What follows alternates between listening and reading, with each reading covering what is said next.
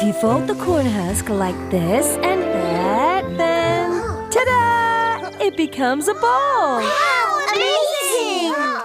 You can play with the ball while I peel back the corn husks. Okay. All right, I'm going first. I want to play too. It's